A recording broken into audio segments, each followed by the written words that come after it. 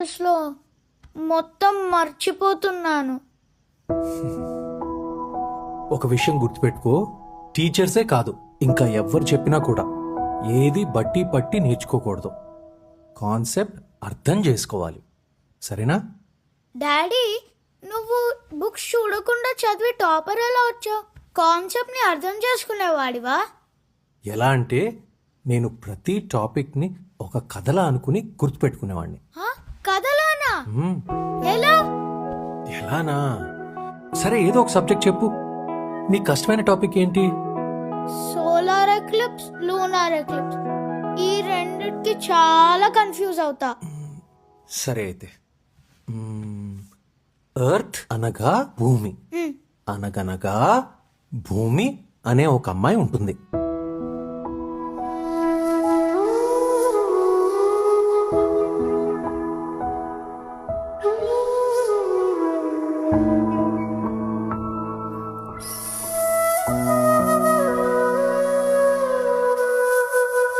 Daddy, చాలా బాగా చెప్పావు, నాకు చాలా బాగా అర్థమైంది. అవునా? మరి స్కూల్లో ఇలా టీచర్స్ ఎందుకు చెప్పారు డాడీ? నువ్వు ఇది స్కూల్లో చెప్తే చాలా బాగుంటుంది డాడీ, అన్ని సబ్జెక్ట్స్కి.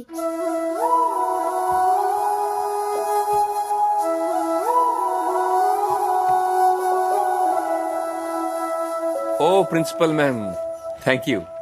నేను అడిగిన దానికి మించి ఇచ్చారు. ఓ సారీ, నేను అడిగిన దానికి దించిచ్చారు. నేను మిమ్మల్ని 100% రిజల్ట్స్ అడిగాను, మీరు నాకు 60% రిజల్ట్స్ ఇచ్చారు. Ma'am, this is an international school. I cannot have inefficient staff like this. మీ సొంత కొడుకు కూడా 5 సబ్జెక్ట్స్లో ఫెయిల్ అయ్యాడు. అయినా వ్యాస అనాలి. పిల్లలకి ఎప్పుడు కథలు చెప్తుంటాడు. ఏ మీటింగ్కి రాడు, ఎందులోనూ ఇంట్రెస్టెడ్గా పార్టిసిపేట్ చేయడు.